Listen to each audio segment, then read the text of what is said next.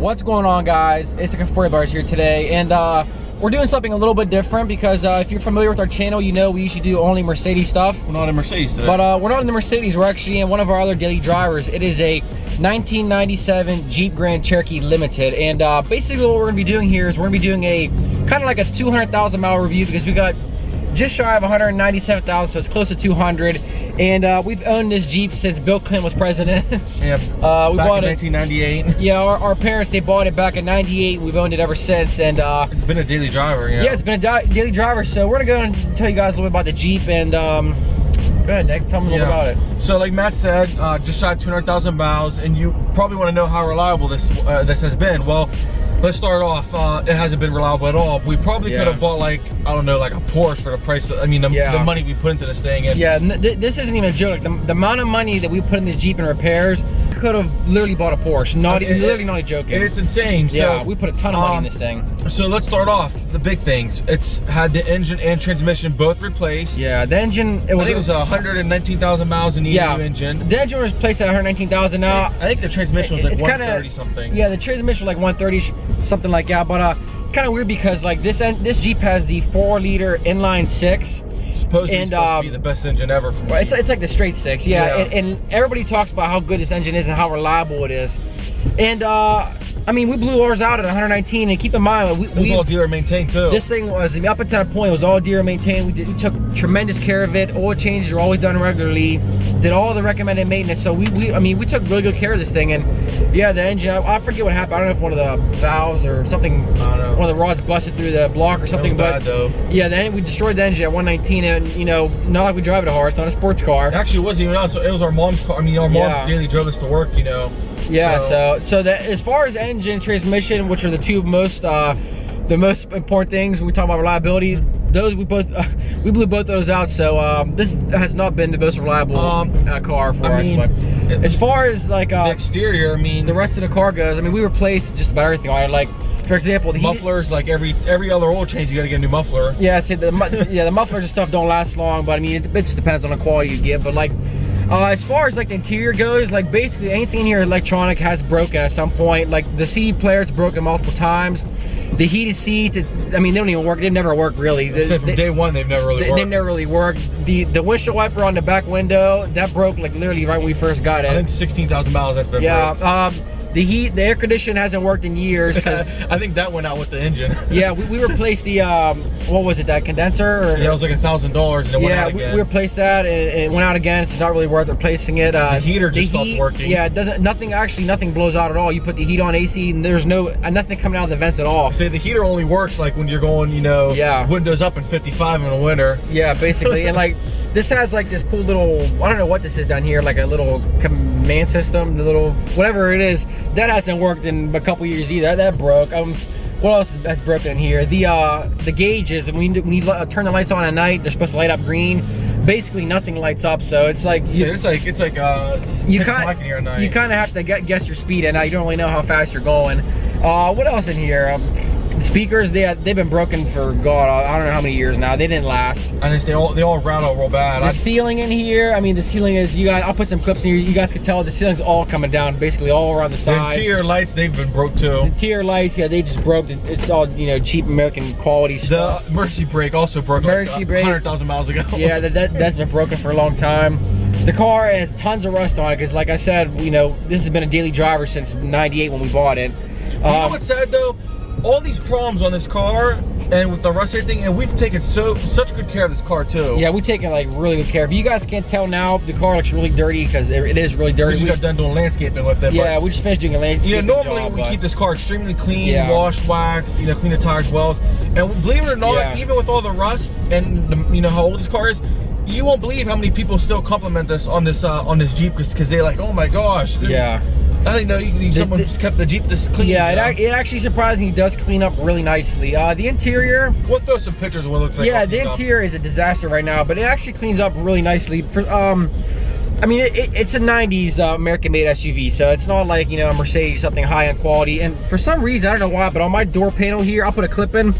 I don't know what's happening here to the leather, but it's literally like, I don't know where it's going. It's like deteriorating because like nothing fell off of it, but it's like shrinking or something. But I don't know. It's just you know, that old American 90s one quality. thing I gotta give to these older Jeeps is, well, first off, the leather, no rips, not one. And the seat, I mean, they're the leather, it's worn out. Like, it's extremely worn. You can tell, like, some spots there's no leather on the seats at all. But it's not. It's but there's not really any like actual tears in the leather, which is actually pretty surprising. And of all the cars, you know, we see these older Jeeps have the best carpets in them. No matter what you spill on them, they clean up so nicely. Yeah, it's that nice thick carpet, because you know, a lot of the newer cars like the Hondas and Toyotas and stuff, they have like that real it's like a real thin carpet, like, you get dirt in there, it kind of weaves in between and you can't get the dirt out. It's just a pain. But yeah, this has really nice like carpet. On most cars, if you have dog hair, it takes forever to clean dog hair. On this car, when we bring our dog, it comes right up. No special tools, brushes, just run the sweeper, it comes right up. Yeah, so basically, the reason why we're making this video today is because most people, you know, when you see these older Jeeps, they always say how reliable they are, and basically we're just telling you. And you know, obviously, you know, people, they use these for off-roading and stuff. We've never used it for off-roading, but you know what's amazing though? What? People use it for off-roading, but are the ball joints and sway bar links and stuff, they literally go bad like every 5,000 miles. The bushings, we have to replace those at least once a year for sure. The bushings, they literally, they don't last. We just eat through those. And another thing with this Jeep, this isn't the shiftable four-wheel drive one. This one actually has like the quadritac, where it stays it's like four-wheel drive or all-wheel drive actually all the time. It literally eats through tires. We're lucky if we get about 20. I don't even know if we ever even got 25,000 on a set. I mean, it eats through them like crazy. But you know what? People are probably gonna say, well, you know, you guys are complaining about this older Jeep. Why do you still have it? It's kind of like the G-Wagon. Everybody that owns a G-Wagon, they know how bad they are, but you still like it. This thing is probably the best car in the snow. So being up here in Pittsburgh, we get really bad winters. I tell you what, there's no truck that can no truck that will do better in the snow than this thing. Yeah, so basically this car has been super unreliable for us, and it's literally, it's worth, I think trade-in value is like $500 maybe. And basically the reason why we've held on to this Jeep for so long is because it's unbelievable how good it is in the snow. I'm not talking snow tires, I'm talking just the regular all-season tires. This Jeep will literally go through anything. Like, we've stopped, like dead stop on, you know, really steep hills with, like, you know, 5 inches of snow on the ground, and this Jeep will literally dig through. I don't know what it is, but Jeep did something right when it did this. It's literally, it's like the best SUV for the winter. Yeah, it was funny. I remember back in 2009, we had a really bad snowstorm, and I think we were out of school for like 2.5, 3 weeks. It was like literally almost all. We got back from Christmas break, and we were out of school for like 2 or 3 weeks. So literally off the whole month of January. And I remember our neighborhood, they didn't plow the snow at all in the streets, and it was, you know, like 1.5 foot tall or whatever. And our neighbor had at the time, it was a new Dodge Ram, like 3500 Cummins turbo diesel. I mean, it was a big thing, and he got stuck, and they're waving us, don't go down, you know, come down the road, and we drove the Jeep, and it was no problem at all. It went through it like nothing. Yeah, it was awesome. So, I mean, this thing is a beast, and honestly, it's really unreliable, but we just love this. We love this Jeep. It's worth nothing. We don't, you know, it's not like we owe money on it. We've had it for so long. We enjoyed, you know, driving it. We use it for landscaping, dirty work, hauling trailers. We have a, you know, we got the tow hitch on the back, so we haul a little trailer on there and stuff. It's nice because when you're not driving the Mercedes, you know, Mercedes, we park a mile away. You got to worry about it. Honestly, we drive it around town, even though it doesn't have like AC or anything. We drive around town, do what we have to do with it, and it's literally a beater car at this point. Yeah, there's no point in getting rid of it. And there's no chance we'll ever get rid of this damn thing. We're gonna keep it till it breaks. Actually, I say, a matter of fact, about a month ago, we were driving it, and the subframe actually snapped in half. And we were so pissed that it happened, we had it fixed, and you know, we're gonna keep it alive. This Jeep has a unibody design, so like the chassis and like the whole like frame, or the chassis and like the body are like one piece. Not like the Wranglers. The Wrangler, yeah, it's like a 2-piece. So you know, you can, you know, put a new chassis if that rust out or something. But this, since it has a unibody design, we actually had to have it welded, and hopefully it'll last us a little bit longer because we really enjoy driving this. It's one of those things. Literally, it's like a G-Wagon. It's a piece of junk. Yeah, it really is. This thing's junk, but we absolutely love it. I mean, nothing has worked on this thing since day one. Everything on this car has been replaced. If you saw, because we have a booklet of most of the things that we've had done over the how many, you know, like all the repairs.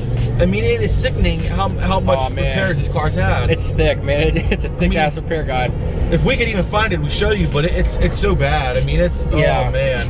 But yeah, nonetheless, you know, that's why this car isn't super unreliable, but we love it so much. We're never getting rid of it, and we're just curious to see what you guys have to say about these Jeeps. You know, we haven't made any videos on Jeeps So if you're new to our channel, you know, let us know what you think in the comments. If you want to see more content on this Jeep, or we actually have another 1999 Grand Cherokee. It only has 70,000 original miles. It's absolutely mint condition. And if you guys want to see some content on that one or this, let us know in the comments and we'll make some new videos on them. But I think that's about it here. Let us know what you guys think about this Jeep. If you guys have ever owned one, if you guys have any problems or any luck with these Jeeps, let us know. Curious to see what you guys have to say. Like I said, everybody said this 4.0 liter has been like the, you know, one of the, they literally, up until recently, they made this thing for a million years. So, and everybody said, oh, you know, no one blows these things up. They're so reliable, but we blew it up. So I took great care of it too. Yeah, all deer maintained, you know. So let us know what you guys think in the comments if you guys had any experience. Share this video, like it. Help us to get to 1,000 subscribers. Yeah, help us get to 1,000 subscribers. You know, if you guys got anything negative to say, take it to somebody else's channel. Yeah, you know how it goes. You know, let us know. Until next time, I don't know. Did you already say leave a negative comment on somebody else's channel? Yeah, I did already. All right, well, that's it, guys. Hope you enjoyed the video for something different. I know it ain't Mercedes content, so the people here used to seeing Mercedes videos, sorry. But yeah, we're trying to be diverse over here. Yeah, so we'll see you in the next time. Yeah, we'll see you guys in the next video.